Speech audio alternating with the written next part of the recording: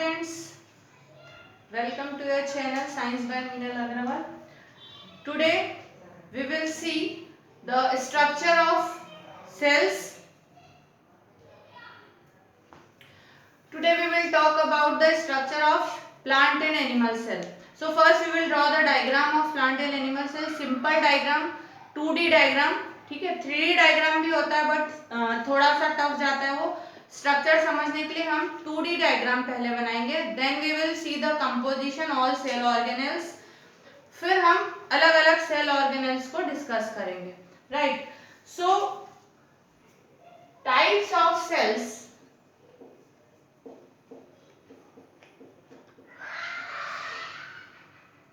कोई भी सेल हो, they are classified under two categories, that is animal cell and plant cell. Shape size कुछ भी हो, है ना, किसी के अंदर भी हो, केवल दो टाइप के सेल होते हैं, animal cell and plant cell. Microscopic कोई ऑर्गेनिज्म है, वहां से लेके मल्टी सेल्यूलर ह्यूमन बीइंग तक सेल, ब्रेन का सेल हो, नर्व सेल हो, बोन सेल हो, ओवा हो, स्पर्म हो, कोई भी सेल हो. एनिमल सेल का जो हम स्ट्रक्चर पढ़ेंगे वही स्ट्रक्चर रहेगा. प्लांट सेल की हम बात करेंगे, प्रिमिटिव सेल प्लांट का एल्गी में हो या कोई मल्टी सेल्यूलर प्लांट में हो, सेल प्लांट सेल के अंदर जो भी कंपोजिशन है वो सबका सेम रहेगा. ठीक है. सो हमको केवल पढ़ना है दो सेल के बारे में, animal cell and plant cell. Shapes और साइज की बात प्रीवियस वीडियो में मैं ऑलरेडी कर चुकी हूँ. यहाँ पर हम बात करेंगे स्ट्रक्चर की. सो स्ट्रक्चर के पर्पज से हमको केवल दो टाइप के सेल पढ़ना है, only animal cell and plant cell. So we will draw it together so we can compare between them as well.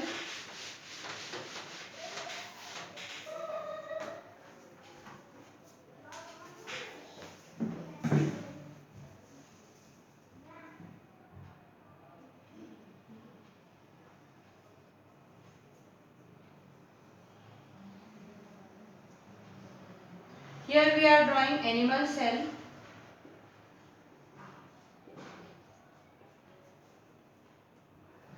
In animal cell, at the center, we get nucleus at the center here.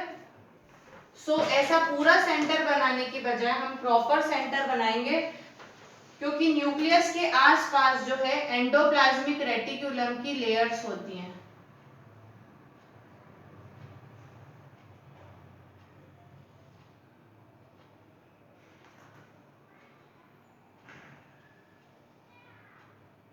ये बन गया हमारा nucleus. Nucleus के अंदर you can find various thread like structures called chromosomes and at the centre one more structure cell organelle is present, that is known as nucleolus. नाम लिखेंगे अभी हम यहाँ पर. ठीक है. On this endoplasmic reticulum ribosomes are attached, so they are known as rough endoplasmic reticulum.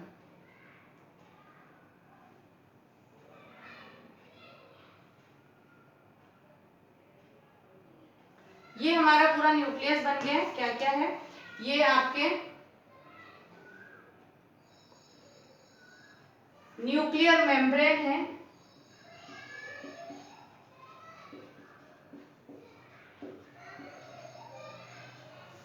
Nuclear membrane जो बाहर की साइड जाके एंडोप्लाज्मिक रेटिकुलम बना देती है. एंडोप्लाज्मिक रेटिकुलम दो टाइप के होते हैं, स्मूथ एंड रफ. यदि एंडोप्लाज्मिक रेटिकुलम के ऊपर इस तरह से ये राइबोसोम्स अटैच्ड हैं, so due to attachment of this ribosome, this endoplasmic reticulum is known as rough endoplasmic reticulum, RER. ठीक है. सो ये आपकी न्यूक्लियर मेम्ब्रेन हो गई. न्यूक्लियर मेम्ब्रेन अंदर की साइड हम न्यूक्लियर मेम्ब्रेन बोलेंगे, बाहर की साइड ये एंडोप्लाज्मिक रेटिकुलम बना देगा. एंडोप्लाज्मिक रेटिकुलम के ऊपर ये राइबोसोम्स अटैच हैं. राइबोसोम अटैच होने के कारण इनका नाम हो गया rough endoplasmic reticulum. Then inside the nucleus, here we can get a jelly like substance which is known as nucleoplasm. Nucleus के अंदर आपको जेली जैसा एक मटेरियल मिलेगा जिसको हम बोलेंगे nucleoplasm. These thread like structures are known as chromosomes. chromosomes. So this is the composition of whole nucleus. ये बन गया हमारा न्यूक्लियस, एक टिपिकल एनिमल सेल का न्यूक्लियस है ये. Then around the nucleus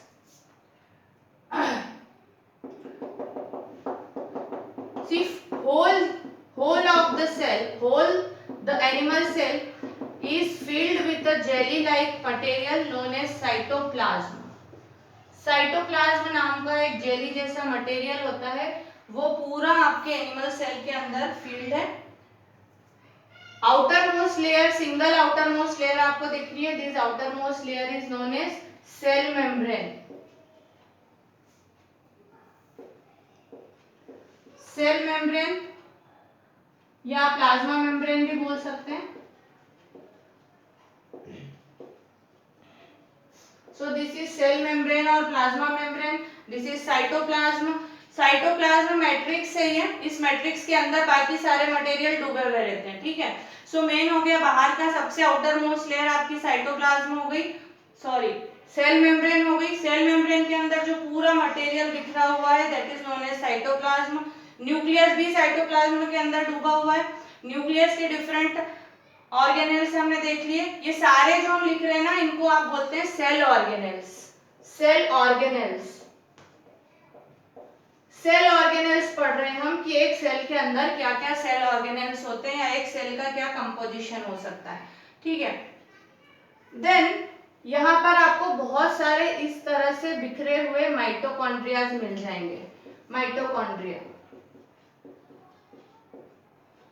mitochondria जो है पावर हाउस बोलते हैं इसको, एनर्जी बनाता है. ये सारे सेल ऑर्गेनेल हम एक एक करके डिटेल में पढ़ने वाले हैं. अभी हम केवल स्ट्रक्चर की बात कर रहे हैं.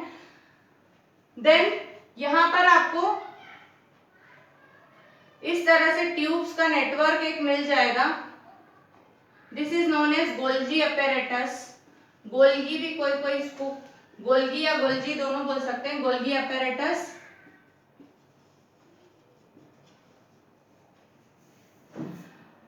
Here in the cell anywhere you can get smooth endoplasmic reticulum like this. यहाँ पर rough endoplasmic reticulum था, यहाँ पर आपको बिखरे हुए smooth endoplasmic reticulum भी मिल जाएंगे कहीं कहीं पर. So this is the structure of a typical animal cell. Main जो होता है वो मैंने यहाँ पर आपको बताया है. एक बार फिर से हम देखेंगे. This is a structure of a typical animal cell. Outermost layer is single layered which is known as cell membrane या plasma membrane. प्लाज्मा मेम्ब्रेन के अंदर की साइड जो है पूरा साइटोप्लाज्म बिखरा हुआ है. उस साइटोप्लाज्म के अंदर बाकी सारी चीजें डूबी हुई हैं.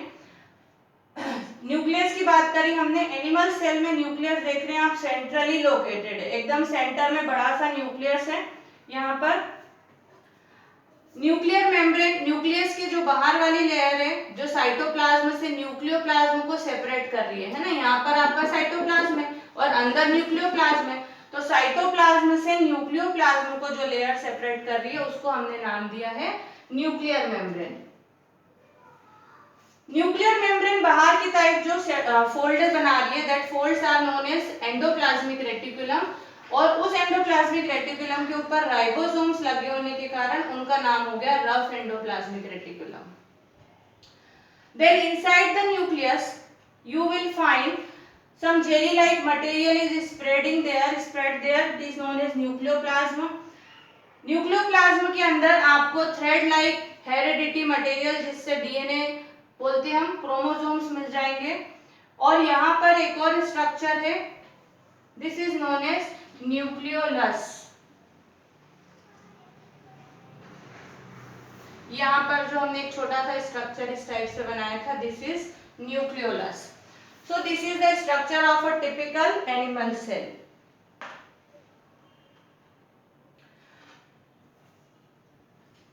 You can have a screenshot of it.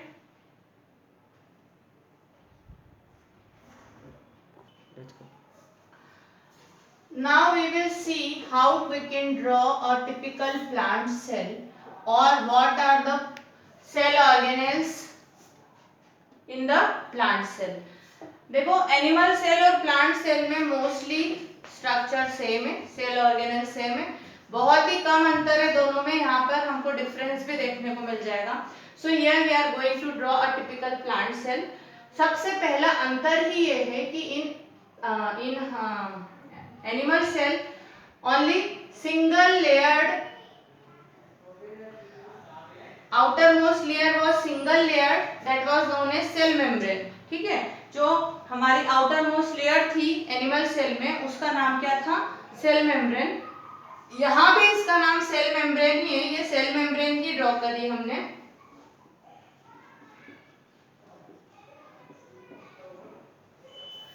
But outside the cell membrane, one more layer is there that is known as cell wall।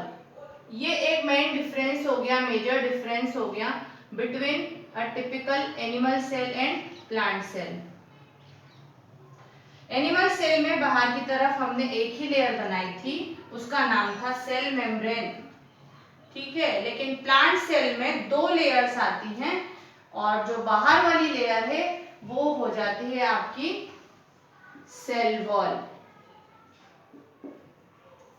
यहाँ हम डिफरेंस भी देखते जाएंगे animal cell and plant cell में। देखो पहला डिफरेंस आ गया हमारे सामने। एनिमल सेल में outer most layer single layer थी, only one layer, that was known as cell membrane. यहाँ पर सेल मेम्ब्रेन है अंदर की साइड, बट सेल मेम्ब्रेन के बाहर एक और मोटी सी टफ लेयर और दिख रही है हमको, that is known as cell wall. First difference. Second, animal cell में हमने यहाँ पर बीच में सेंट्रल में बड़ा सा न्यूक्लियस बनाया था, but here that nucleus is sidely located. यहाँ से न्यूक्लियस हटके यहाँ शिफ्ट हो जाता है साइड में। Why? Because of the presence of a large vacuole eight the centre. यहाँ पर सेंटर में एक बड़ा सा फूड वैक्यूल बोल सकते हैं वो प्रेजेंट है, जिस वजह से जो न्यूक्लियस है वो साइड में शिफ्ट हो जाता है। ठीक है, so it is a food vacuole और वैक्यूल। न्यूक्लियस हम यहाँ पर बना देंगे, सेम न्यूक्लियस का कंपोजिशन सेम आएगा जो हमने एनिमल सेल में पढ़ा था, बस डिफरेंस इतना है कि साइज छोटा हो गया और लोकेशन साइड में शिफ्ट हो गई। Other things are same.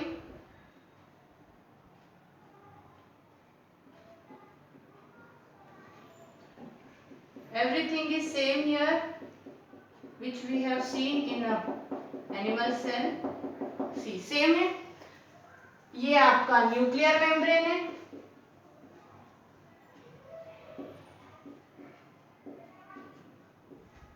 This is nucleoplasm,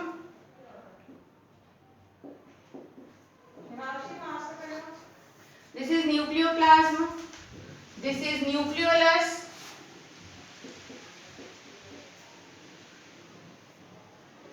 then this is endoplasmic reticulum, rough endoplasmic reticulum, these are ribosomes। So whole composition of nucleus is same as it was in animal cell, the only difference is the nucleus here is shifted slightly to the side of the center, it is located towards the cell wall or towards the cell membrane। Why? Because of the presence of this vacuole। Plant cell में एक बड़ा सा vacuole है centre में, उसके होने के कारण जो जो न्यूक्लियस है वो थोड़ा सा साइड में शिफ्ट हो गया और छोटा हो गया। तो देखो हम डिफरेंस की भी बात कर रहे हैं दोनों में, animal cell and plant cell में, तो हमको डिफरेंस भी मिलते जा रहे हैं। फर्स्ट डिफरेंस जो हमको मिला था कि जो एनिमल सेल था it was having only cell membrane as the outer most membrane, but here outside the outermost membrane, cell membrane, one more layer is present that is known as cell wall। So एक difference ये हो गया कि animal cell does not have cell wall but plant cell have cell wall। Clear? One difference is one more second difference, in plant cell we are having a big vacuole, centrally located big vacuole is present in plant cell, but in animal cell जो है vacuole नहीं था। कुछ animal cells में vacuole होते भी हैं तो बहुत छोटे होते हैं। तो सेकंड डिफरेंस हो गया कि in plant cell centrally located vacuole, large vacuole is present, but in animal cell either it is absent और very small. Now other things like mitochondria, यहाँ पर भी मिलेगा आपको माइटोकॉन्ड्रिया, आप यहाँ पर भी ड्रॉ कर सकते हैं। This is mitochondria.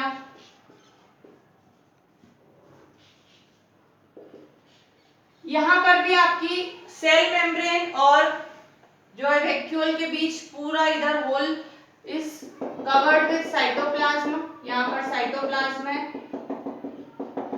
Same as it was in animal cell. Cytoplasm, जो गोल्गी अपैरेटस पढ़ा था हमने एनिमल सेल में, गोल्गी अपैरेटस पढ़ा था, वो भी यहाँ पर है बट नेम बदल गया उसका।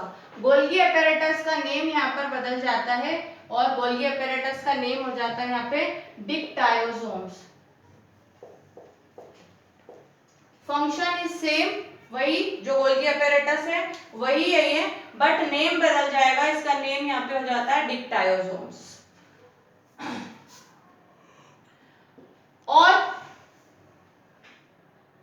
स्मूथ एंडोप्लाज्मिक रेटिकुलम भी उधर जैसा ड्रॉ करा था, यहाँ पर भी हम ड्रॉ कर सकते हैं, कहीं पर भी मिल जाता है हमको। इतना सारा हमने उधर भी देखा था, किसको छोड़ के, सेल वॉल एंड वैक्यूल को छोड़ के। प्लांट सेल जो होते हैं, प्लांट्स हमारे फोटोसिंथेसिस परफॉर्म करते हैं। सो फोटोसिंथेसिस करने के लिए क्लोरोफिल होता है और वो क्लोरोफिल भरा होता है क्लोरोप्लास्ट में। तो यहाँ पर कहीं पर भी आप ग्रीन कलर के बड़े बड़े सेक्स इस टाइप से बना सकते हो, that is known as chloroplast. ये क्लोरोप्लास्ट भी एनिमल सेल में एब्सेंट था। Animals do not perform photosynthesis, so they do not require chlorophyll। वहाँ पर क्लोरोफिल नहीं था, लेकिन प्लांट्स जो हैं हमारे वो क्लोरोफिल फोटोसिंथेसिस परफॉर्म करते हैं, that's why they need chlorophyll. और ये जो क्लोरोफिल होता है वो फील्ड होता है क्लोरोप्लास्ट में। So one more major difference we are having here is the presence of chloroplast.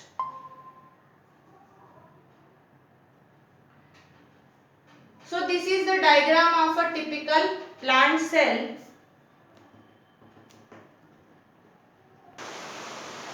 We have seen a typical animal cell, how we can draw a typical plant cell.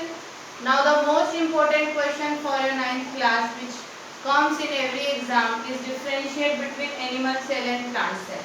है ना, वैसे तो diagram बनाते वक्त मैंने आपको बता दिया, फिर भी हम एक बार प्रॉपर आंसर लिखते हैं, इसका प्रॉपर टेबल बनाते हैं कि what can be the major differences between animal cell and plant cell. So we will make 4 columns here, serial number,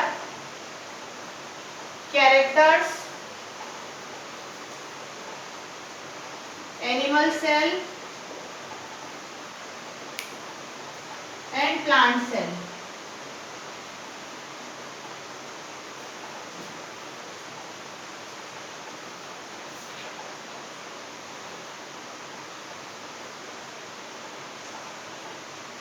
First character is cell wall. So cell wall was absent in animal cell as we have seen in the diagram. It is absent in animal cell but it is present in plant cell. तो हम लिख सकते हैं absent in animal cell, it is absent, and in plant cell present.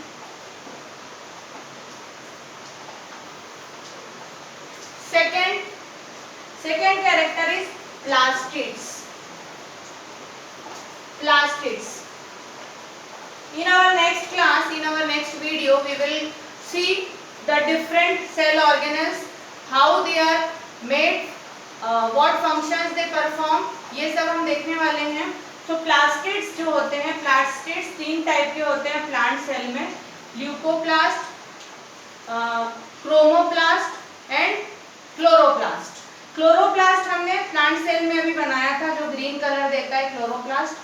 Chromoplast जो होता है colourful flowers वगैरह बनाता है, एंड ल्यूकोप्लास्ट जो होता है फूड स्टोरेज का काम करता है। But this plastids are absent in animal cell, कोई काम के नहीं है यहाँ पर। So plastids are absent in animal cell and in plant cells 3 types of plastids are present.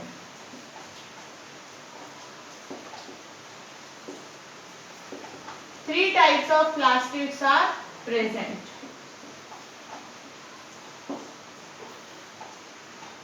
ज्यादा डिटेल में नहीं लिखेंगे, डिफरेंशिएट कर रहे हैं हम इसलिए। देन वैक्यूल देखा हमने, वैक्यूल। सो एनिमल सेल में हम बोल सकते हैं आइदर एब्सेंट,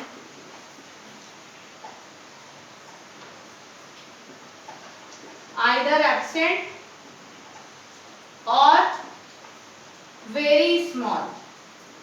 वैसे तो एब्सेंट है, प्रेजेंट रहेंगे तो बहुत छोटे रहेंगे, और प्लांट सेल में large vacuole is present. Diagram में देखा था हमने, large vacuole is present.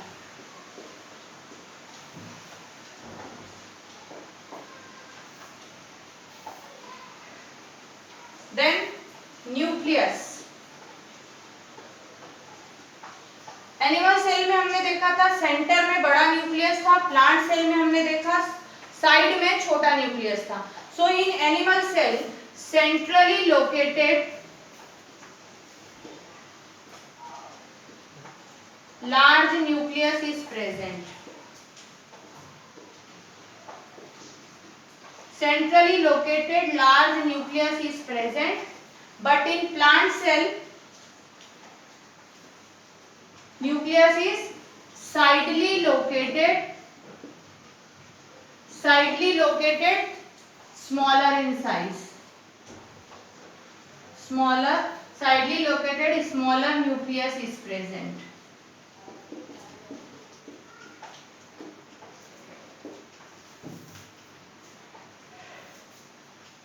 Then size की बात करें हम, if you compare in the size of animal and plant cell, so size of animal cell is slightly larger. Animal cell is slightly larger than the plant cell. Animal cell is slightly smaller than the plant cell. Plant cell थोड़े larger होते हैं in compare to animal cell. Now next point is food.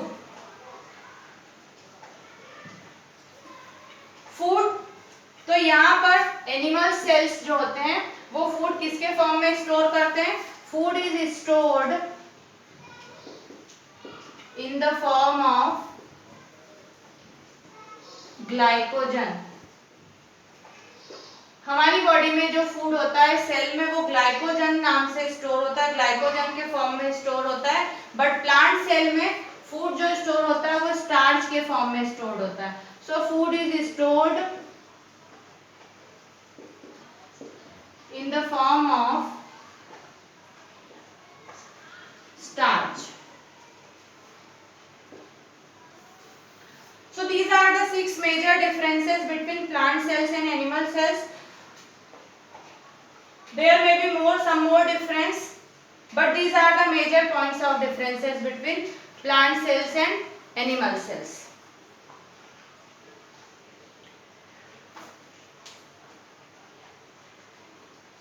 So now I think the diagrams of animal cell and plant cells and differentiate between plant cell and animal cell is clear to you.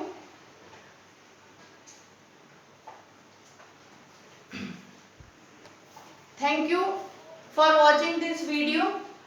Please subscribe the channel if you want to get more videos and notification of all the videos. Thank you.